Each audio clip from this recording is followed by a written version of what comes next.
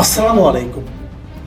প্রিয় দর্শক, সকালে আমি বলেছিলাম যে ডাকসু নির্বাচনে যে ফলাফলটা হলো সেটার কিছু কারণ আমি ব্যাখ্যা করব। আসলে অনেকগুলো কারণ আছে যে শিবিরের এই ভূমিধর জয় অথবা অতি আত্মবিশ্বাসী ছাত্রদলের যে ধরাশায়ী হওয়া, এর কারণগুলি একাধিক কারণ আছে। আমি আজকে একটা কারণ নিয়ে কথা বলবো, কারণ যে কারণটা নিয়ে কথা বলবো এর সঙ্গে আমাদের জাতীয় রাজনীতিরও একটা সম্পর্ক আছে।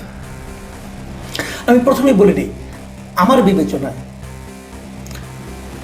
ছাত্র শিবিরে যে প্যানেল, সেই প্যানেলে যে বিপুল বিজয় এবং ভোটের যে ব্যবধান, যদি আপনারা দেখেন যে ছাত্র দলের সঙ্গে তাদের যে ভোটের ব্যবধান, বিশাল ব্যবধান। আমি দুটো পদের কথা বলি, যে মানে সহসভাপতি মানে ভিপি পদে শিবিরের সাদিক কায়েম পেয়েছেন 14,000 ভোট, 14,042 ভোট, আর ছাত্রদলের আবিদুল ইসলাম খান পেয়েছেন 5,708 ভোট, প্রায় 3 গুণ ভোট পেয়েছেন, প্রায় তিন গুণ, আড়াই গুণ তো বটেই। আর সাধারণ সম্পাদক পদে শিবিরের SM ফরহাদ পেয়েছেন 10,794 ভোট, আর ছাত্রদলের শেখ তানভীর বাড়ি হামিম পেয়েছেন 5,283 ভোট, মানে অর্ধেকের মতো, অর্ধেকের চেয়েও কম ভোট পেয়েছেন। তো এই যে বিশাল ব্যবধান, এই ব্যবধানটা হলো কি করে? ছাত্র শিবির কি এর মধ্যে এত স্ট্রং হয়ে গেল? কিভাবে সম্ভব? আসলে যে ঘটনাটা ঘটেছে এর পেছনে মূলত কারণ, আমি একটা কারণের কথা বলবো আজকে। এই কারণটা হচ্ছে জাতীয় রাজনীতি।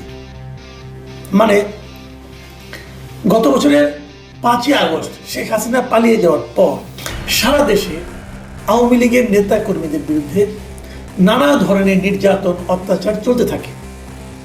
কারা করে? ফিজিক্যাল টর্চার হয়, গণধুলাইয়ের শিকার হয়, গণপিটুনির শিকার হয়, মবের শিকার হয়, এবং তারপর মামলা মোকদ্দমায় পড়ে। প্রতিষ্ঠিত এক একজন ব্যবসায়ীকে মামলা মোকদ্দমায় ঝুলিয়ে দিয়ে তাদের ব্যবসা প্রতিষ্ঠান দখলের একটা পায়তারা হয়। এগুলো কারা করে? এগুলোর ম্যাক্সিমাম ক্ষেত্রে বিএনপির নাম শোনা যায়। একটা কথা খালি ভাবেন আপনারা, যারা ঢাকা বিশ্ববিদ্যালয়ে যারা ছাত্রলীগ করে তাদের ফ্যামিলিটা কেমন? তারা কোন ফ্যামিলির লোক? বিএনপি ফ্যামিলির লোক এসে কি ছাত্রলীগ করে? অথবা জামাতের ফ্যামিলির লোক কি ছাত্রলীগ করে? করে না। যারা ছাত্রলীগ করতো তাদের অধিকাংশই ফ্যামিলি হয় তারা কোনো পার্টি করতো না, ঢাকায় এসে তারা ছাত্রলীগ শুরু করেছে, অথবা তারা বংশগতভাবেই ছাত্রলীগ করে, মানে তার বাবা হয়তো আওয়ামী লীগ করে, বড় ভাই যুবলীগ করে, এরা করে। এরা সবাই কিন্তু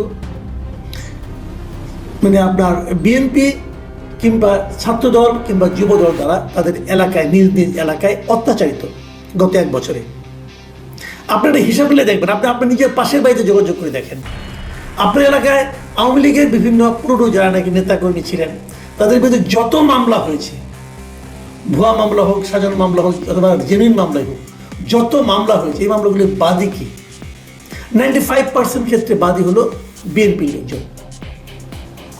তো ঢাকায় যিনি বসে আছেন স্টুডেন্ট, তিনি যখন দেখছেন যে তার বাবা বিএনপির স্থানীয় বিএনপির নেতাকর্মী দ্বারা অত্যাচারিত, নিগৃহীত, তো তারা কি বিএনপির অঙ্গ সংগঠন হিসাবে ছাত্রদলকে ভোট দেবে?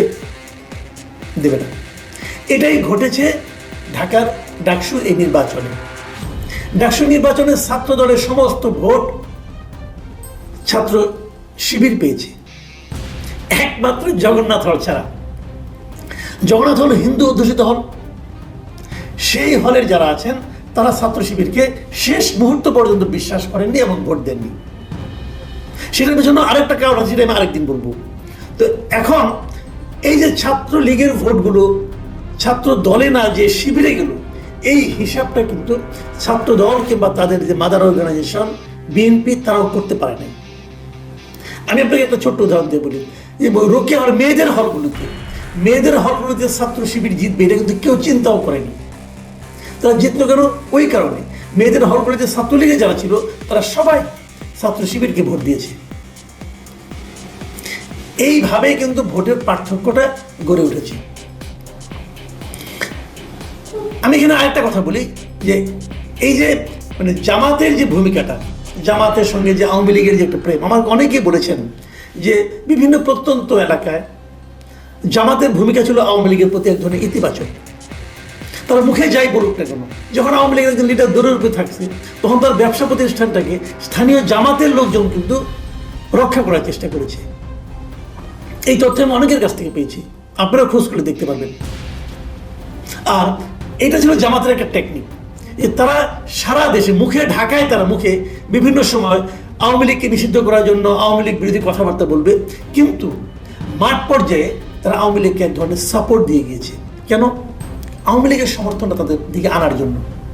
এই জিনিসটা কিন্তু দেখেন আজকেই এই ডাকসু নির্বাচনের পরে আওয়ামী লীগ বিএনপির একজন শীর্ষস্থানীয় নেতা মির্জা আব্বাস ব্যাপারটা বুঝতে পেরেছেন বলে মনে হলো আমার কাছে।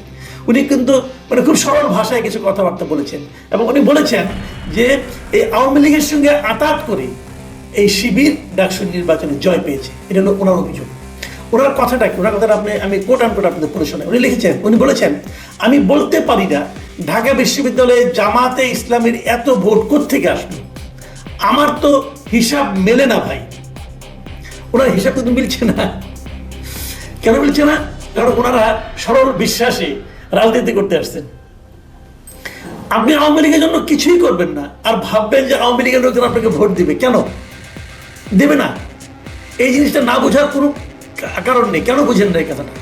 উনি দেখেন আরো কি বলেছেন, আরো দুটো কথা বলে তারপরে ব্যাখ্যা করছি।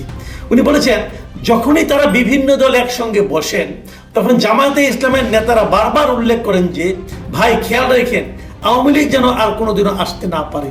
মানে যখন সবাই একসঙ্গে বসে তখন জামাতের নেতারা এই কথা বলে যে আওয়ামী লীগ যেন না আসতে পারে। আবার আমরা সেভাবেই চললাম, আর তলে তলে আওয়ামী লীগের সঙ্গে আতাত করে ছাত্রলীগের সকল ভোট জামাত নিয়ে নিল। মানে কি অসহায় কি অসহায় আত্মসমালোচনা অথবা আত্মোপলব্ধি।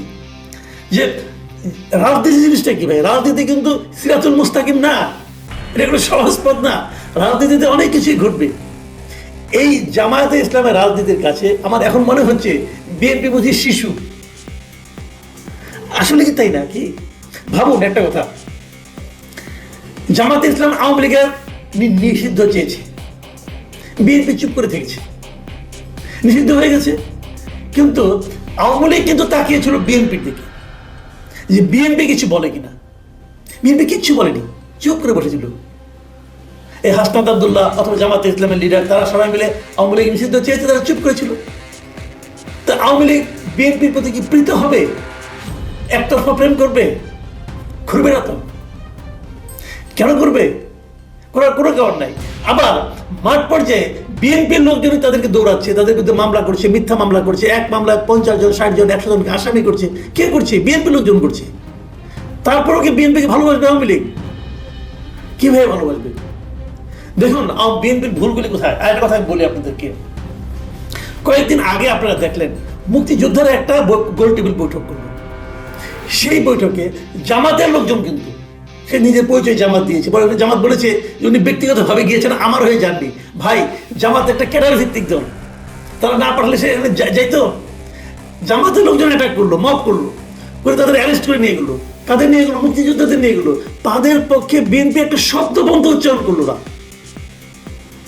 বিএনপি যদি একটা শব্দ উচ্চারণ করতো, অথবা বিএনপি যদি তাদের পক্ষ নিত, বিএনপি দুটো জায়গায় ভুল করেছে। একটা যখন আওয়ামী লীগকে নিষিদ্ধ করলো, আওয়ামী লীগের যখন কার্যক্রম নিষিদ্ধ করলো, তখন বিএনপি যদি বলতো না আমরা কোনো দলকে নিষিদ্ধ করার পক্ষে নই, এখনো যেটা তারা বলছে, তারা কিন্তু এখন বলতেছে এটা তাদের স্ট্যান্ড। তো এই স্ট্যান্ড তারা আওয়ামী লীগের সময় কেন চুপ করে থাকতো? তারা যদি তখন সেটা বলতো, তাহলে কিন্তু আওয়ামী লীগের সিম্পেথিটা তাদের দিকে থাকতো। তারা বলেনি।